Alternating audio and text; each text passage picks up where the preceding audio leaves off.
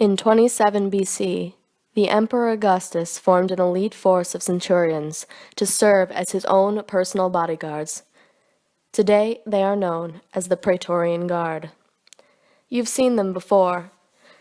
Pop culture has used the centurions as an icon of the ancient bodyguard many times in the history of television and cinema. But who were these metal-clad men? After the assassination of his uncle, Julius Caesar, Octavian was tasked with reorganizing the empire. His method? An iron fist. But Augustus was afraid for all his power. The death of his uncle proved that one man in power was in danger, even in times of peace. He selected a group of men, veterans and friends from powerful families, to join him in his military tent and to protect his assets and his life. These men were more than muscled bodyguards. The Praetorian Guard represents what is known in modern U.S. as the Special Air Service. They were a secret police trained in combat, weaponry, and political espionage. Because of their stealth, there has always been an air of awe, fear, and mystery surrounding the legacy of the Guard. Today, this legacy remains the same. As after the Battle of Milvian Bridge, after 300 years of existence, the Praetorian Guard receded into history. Or did they?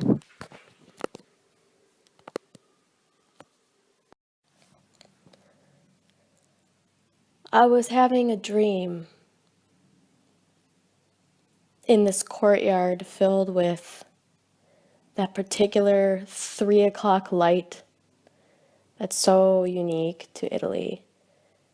And I was walking towards a fountain in the middle of the courtyard. I was surrounded by this pool of water, and I walked into it without thinking, and the waters climbed up my legs and cradled me, and I was floating there for a while. And there was like a soft wave, and the waters bore me up and deposited me on the sandy bank of this courtyard on the other side.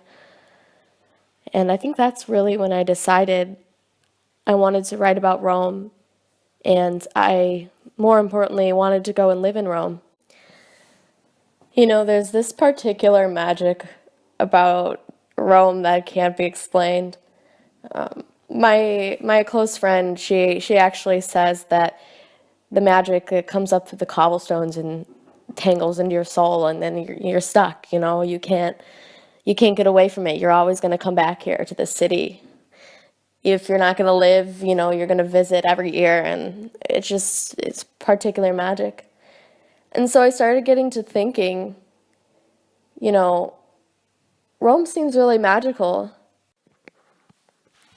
So I started thinking, what if Rome really was magical? Think about that, like the ancient magic of Rome still around, like still on the streets here. You know, the magic is really coming up to the cobblestones. And so then I started to think kind of, you know, about the good and evil that accompany fantasy and magic, and how, you know, how that good and evil are, oh, there's always two sides, you know, of the coin. We would need someone to protect us from the bad side of the coin. And so that's where I got the idea for the elite. This idea of the Praetorian Guard, which has always been a fascination of mine, a secret service for the first emperor of Augustus that, you know, kind of died out. And then I, of course, asked, well, did it? Could they still be around? You know, protecting us from these mythical beasts from the centuries before us. You know, the servants of the gods.